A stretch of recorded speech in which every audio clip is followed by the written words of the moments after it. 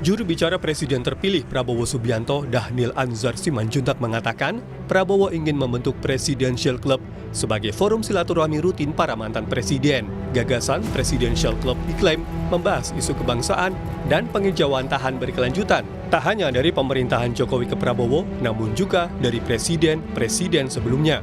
Dhanil menepis anggapan wacana Presidential Club digulirkan untuk menarik masuk PDI Perjuangan yang kemungkinan akan menjadi oposisi. Apapun pilihan politik, apapun sikap politik yang akan ditentukan oleh para mantan presiden, itu sama sekali tidak terkait dengan upaya kita untuk terus atau upaya Pak Prabowo untuk terus mendengarkan saran dan sharing dengan para mantan presiden. Esensi yang ingin dibawa oleh Pak Prabowo adalah bagaimana agenda keberlanjutan ini tetap terjaga melalui masukan-masukan dari tiga mantan presiden yang ada. Menanggapi rencana Prabowo membentuk Presidential Club, politisi PDI Perjuangan Masinton Pasaribu berpandangan antara Ketua Umum PDIP Megawati Soekarno Putri dan Prabowo tak ada kendala komunikasi. Nah tentu Ibu Megawati dengan Pak Prabowo yang nggak ada hambatan untuk melakukan komunikasi di antara beliau berdua, begitu ya. Karena Ibu Megawati dan Pak Prabowo ya selain sebagai sahabat juga adalah yang pernah berpasangan. Jadi nggak ada hambatan kalau antara Ibu Megawati dan Pak Prabowo tentunya. Nah tadi kalau menyangkut tentang Presiden Club itu kan itu harus dielaborasi lebih lanjut. Namun, soal wakil presiden terpilih Gibran Rakabuming Raka yang bilang akan menemui Megawati untuk konsultasi kabinet, Masinton menganggapnya hanya gimmick. Ya, kalau ada yang bilang ingin konsultasi dengan Ibu Megawati, konsultasi terkait kabinet, ya menurut saya itu ya cuma gimmick-gimmick aja, dan itu ya nggak perlu lah. Bu Mega pasti nggak menanggapin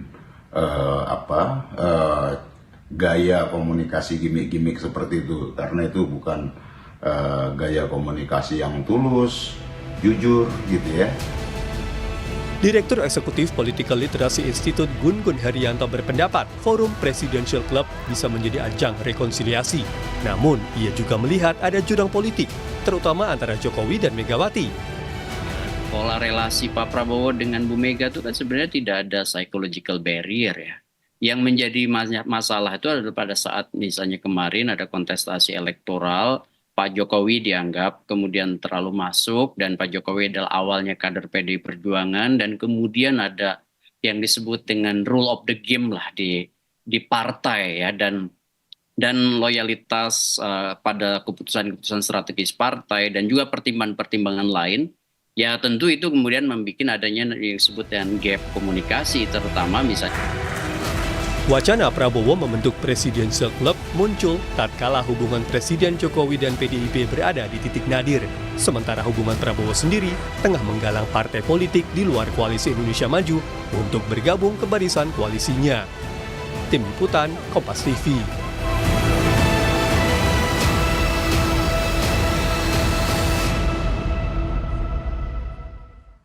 Wacana pembentukan forum silaturahmi Presidential Club oleh Presiden terpilih Prabowo Subianto muncul saat Presiden Jokowi dan PDI Perjuangan berada di puncak kerenggangan. Sementara Prabowo dan Megawati sendiri hingga hari ini, saudara, belum bertemu sejak Pilpres lalu. Apa tujuan Prabowo menggagas Presidential Club ini? Apakah ini ajang merekonsiliasikan Jokowi dan Megawati? Sekaligus cara Prabowo mungkin untuk menarik gerbong PDIP agar tidak beroposisi? Kita akan perbincangkan hal ini. Sudah ada juru bicara TKN Prabowo Gibran Habibur Rahman, kemudian juga ada politisi PDIP Masinton Pasaribu dan juga pengamat politik dari ICIAS Made Supriyatma. Selamat sore Bapak-bapak, sehat selalu. Selamat sore Pak Masinton, Pak Made. Oke, saya ingin ke Bung Habibur Rahman dulu ini.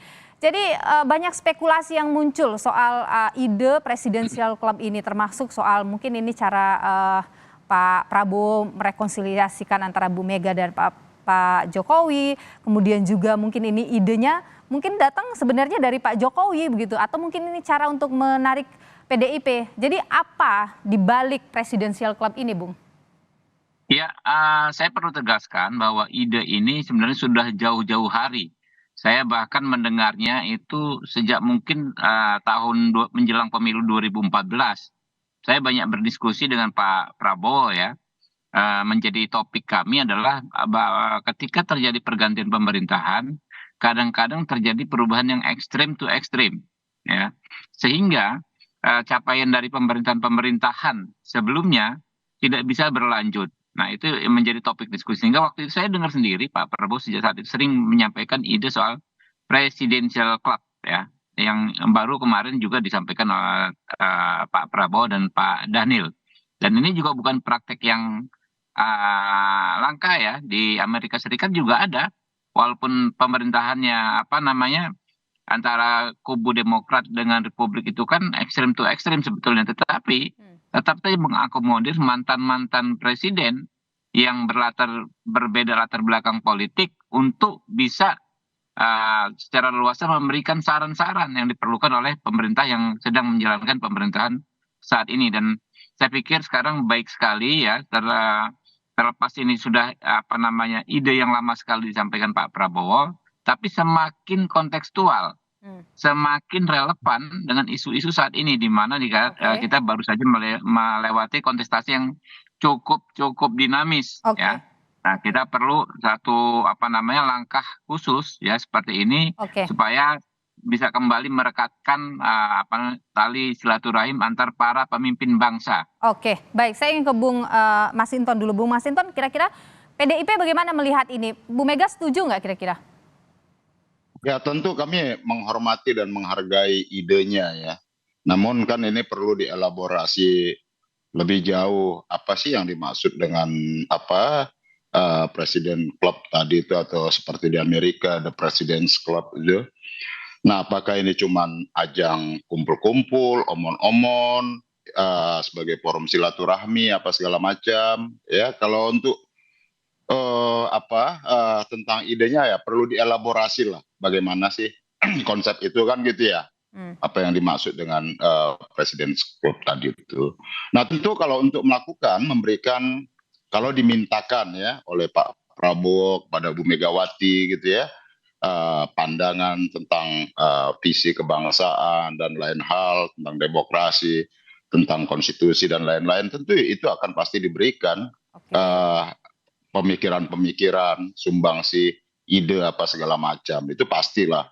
Nah, namun yang perlu kita sampaikan adalah, pertama, kalau tadi menyangkut tentang kesinambungan pembangunan, sesungguhnya kan kita sudah punya yang disebut RPJMN untuk melanjutkan kesinambungan dari pemerintahan ke masa pemerintahan sebelumnya dan selanjutnya seperti itu. Nah, kemudian tentu dalam menempatkan konteks komunikasi ya, komunikasi ini kan ya harus dilandasi satu ketulusan, kejujuran begitu ya. Nah, kemudian bukan hanya sekedar gimmick-gimmick yang penuh kepalsuan apa segala macam. Nah, intinya perlu dielaborasi panjang lah ya. Artinya ketika membayangkan Presiden Club ini seperti The President's Club di Amerika ya, atau kalau konteks komunikasi ya antara Bu Mega dan Pak Prabowo, menurut saya nggak ada hambatan lah. Baik. Saya tahan di sana dulu, Bung Masinton. Saya ingin ke Pak Made. Pak Made, kalau tadi disebutkan bahwa ini adalah untuk minta saran, kesinambungan pembangunan. Kalau Anda sendiri melihat ada apa ini di balik ini? Apakah ini mungkin adalah cara untuk rekonsiliasi, ataukah mungkin Pak Prabowo ingin membuat tidak ada yang dominan nantinya, atau bagaimana?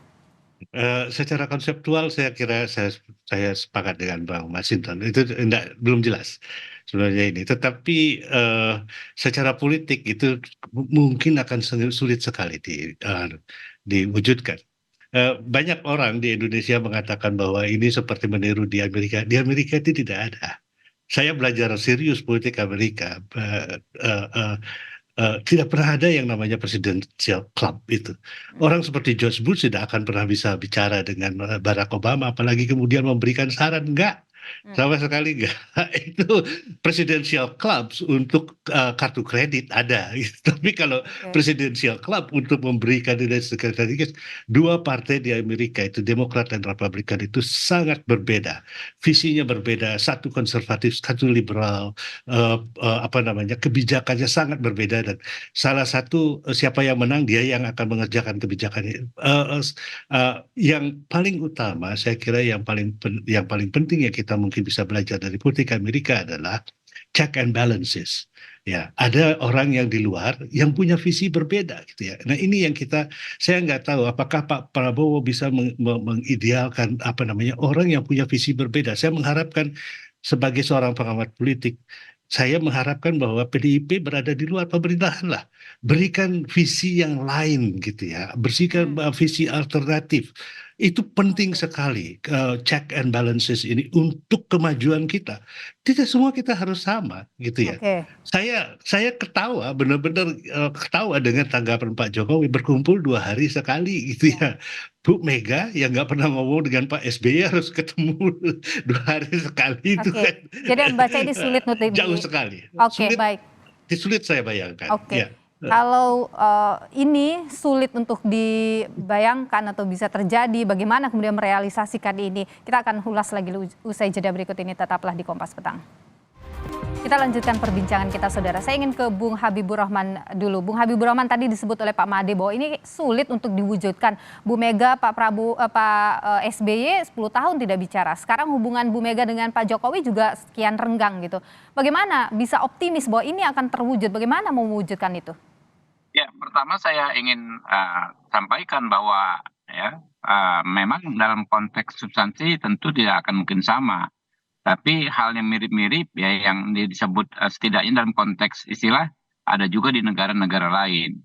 Lalu soal format demokrasi di Amerika dengan di Indonesia, ya menurut saya juga nggak bisa juga kita cangkokkan. Ya, kalau di sana misalnya Demokrat dengan Republik saling serang, ya, tapi kita apakah harus seperti itu, gitu kan ya? Nggak juga gitu loh. Kita bahkan menurut saya bisa lebih cair.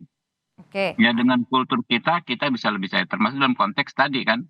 Oh nggak mungkin dengan Pak SBY nggak pernah ketemu ya, apalagi sekarang dengan Pak Jokowi juga demikian. Ya yang seperti ini kan menurut kita kan harus kita cari solusi karena bagaimanapun itu adalah tokoh-tokoh bangsa yang punya sebetulnya banyak sekali potensi ya untuk membantu kita menyelesaikan masalah-masalah. Apa yang dimiliki oleh Pak Prabowo kemudian bisa menyatukan ini? Nah, saya sendiri adalah orang yang bisa menyaksikan Pak Prabowo punya keterampilan ya, punya skill untuk menyatukan orang-orang yang berbeda satu sama lain. Seperti kami di contoh kecilnya misalnya di Partai Gerindra ya, terdiri dari berbagai macam latar belakang orang dengan latar belakang yang berbeda. Kayak kami aktivis pro demokrasi bisa berkumpul dengan mantan-mantan prajurit Kopassus misalnya. Saya sama-sama dengan kesadaran yang sama akhirnya membuat satu partai yang sekarang cukup besar. Oke, Bung Habibur Rahman, maaf saya potong di sana. Pak Prabowo dengan Bu Mega juga sampai dengan saat ini kan belum bertemu gitu. Jadi bagaimana optimisme ini dijaga? Ya kita nggak seteknis itu Mbak ya. Tentu ketika bicara soal bangsa dan negara, saya yakin tokoh-tokoh kita ini akan mengesampingkan ego masing-masing ya. Bahwa pertemuan Pak Prabowo dengan Bu Mega, saya pikir tinggal menunggu waktu saja. Karena nggak ada hambatan apapun dalam konteks psikologis, dalam konteks hukum juga udah selesai semua. Saya tinggal menunggu waktu dan kita punya waktu yang cukup lama sampai dengan 20 Oktober nanti pelantikan. Ya, setelah pelantikan pun masih ada waktu nanti penyusunan kabinet dan lain sebagainya. Oke, baik. Jadi waktunya cukup. Saya pikir ini saya terakhir ya, sebelum saya leave ya. Saya pikir kita optimis saja ke depan ya. Kita jangan justru kita manas-manasin tokoh-tokoh bangsa yang memang sudah lama nggak ketemu, malah kita panas-panasin untuk tidak saling bertemu. Itu nggak ada urusannya dengan demokrasi ya. Mungkin seperti itu. Terima kasih ya, saya mau diri. Habib mungkin bisa bertahan dulu sebentar, Bung Habib. Nggak bisa. Sorry ya. Yuk. Baik, terima kasih Bung Habibur Rahman. Saya ke Bung Masinton. Bung Masinton, Anda sebenarnya menginginkan detail yang seperti apa yang Anda butuhkan begitu soal presidential club ini? Tadi Anda tanyakan soal itu.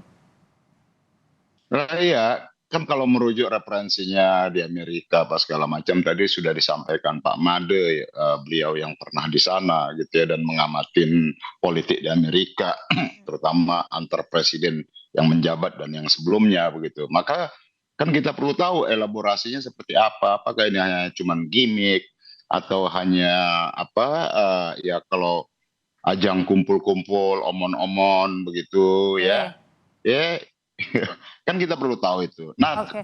yang utamanya adalah ya kalau umpama Pak Prabowo umpama begitu ya setelah sebagai presiden nantinya secara definitif beliau umpama pengen minta saran atau meminta pendapat atau ingin berdiskusi dengan Bu Mega secara personal begitu ya, Oke. pastilah diberikan sumbang saran apa segala macam. Tapi kalau kemudian harus ketemu, duduk bersama-sama, ini kan selalu dikesankan kalau udah duduk bersama itu persoalan bangsa ini selesai, kan tidak. Oke. Duduk bersama ini kan harus dengan satu kejujuran, ketulusan, ya.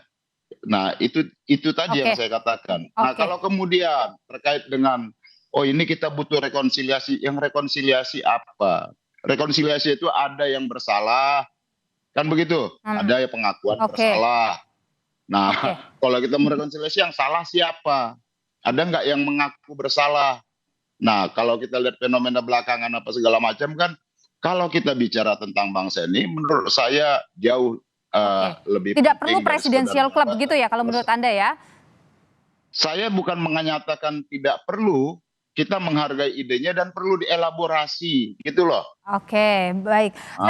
Saya ke Pak Made dulu. Pak Made, begini kalau tadi dikatakan kan misalnya kalau kita bicara bahwa ini untuk pembangunan ke depan, ada saran yang dibutuhkan dari presiden-presiden atau tokoh-tokoh bangsa sebelumnya begitu. Anda sendiri melihat perlu sampai membuat presidensial club itu? Kalau untuk degree of civility, untuk menunjukkan keadaban, ya bahwa kita oke lah di tingkat elit kita akur, saya tidak keberatan sama sekali. Tapi untuk pembangunan dan lain sebagainya, itu tanggung jawabnya Pak Prabowo. Beliau yang jadi presiden, beliau akan melaksanakan pembangunan, beliau akan melaksanakan pandangan-pandangan strategis, beliau lah yang akan dipakai gitu ya. Jadi sebenarnya Tapi kalau minta saran misalnya kan tidak apa-apa. Minta saran kan orang yang berasal dari latar belakang berbeda, kepentingan politik berbeda, apakah dilakukan? Itu kan sebenarnya kita real aja lah, kita berhadapan dengan politik di sini dan Pak Prabowo yang akan menjadi presiden, Pak Prabowo yang akan diminta akuntabilitasnya sebagai show of civility bolehlah. Tapi isinya mungkin tidak ada apa-apa. Oke, atau mungkin Anda membacakah ini mungkin bentuk Prabowo ingin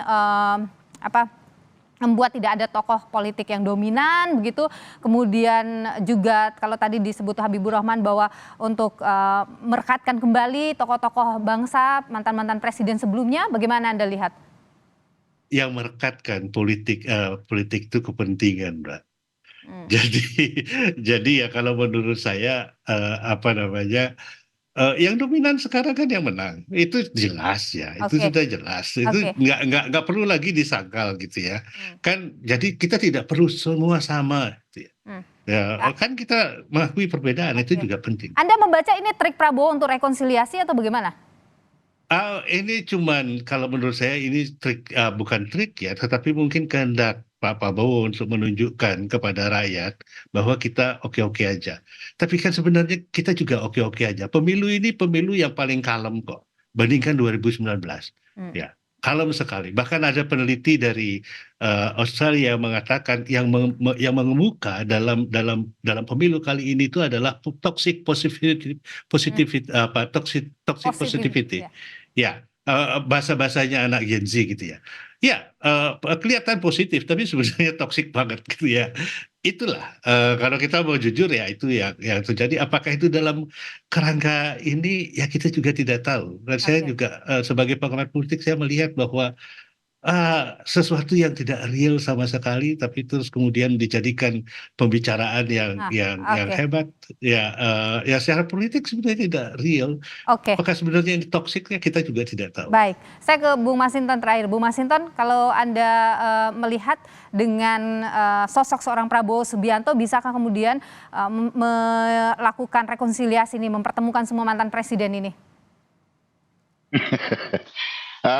Kalau dengan Pak Prabowo mungkin nggak ada masalah ya, nggak ada masalah, nggak ada hambatan lah ya, baik secara psikologi dan lain-lain gitu ya. Tapi kalau sama Pak SBY juga ya ketika Bu Mega nggak pernah menghindar itu untuk ketemu dalam forum-forum formal ketemu begitu loh ya. Jadi menurut kita sih kepiawaian dan kemampuan Pak Prabowo dengan niatannya untuk berkumpul itu ya kita hormati. Tapi apakah itu mudah untuk mempersatukan dalam bentuk yang intensif bisa ketemu antar presiden-presiden yang menjabat dan yang sebelumnya, saya rasa masing-masing juga akan punya kesibukan dan lain-lain. Tapi intinya adalah bahwa kalau Pak Prabowo ingin meminta pandangan, diskusi sama Bu Mega, ya pasti dalam perspektif kebangsaan, kenegaraan pasti Bu Mega selalu berkontribusi dalam kebaikan dan kemajuan bangsa kita. Baik, terima kasih Bung Masinton Pasaribu, politisi PDIP, dan juga terima kasih Pak Made Supriyatno, pengamat politik. Sebelumnya juga tadi Bung Habibur Rahman, juru bicara dari TKN Prabowo Gibran. Terima kasih sudah bergabung atau berbagi pandangan di Kompas Petang.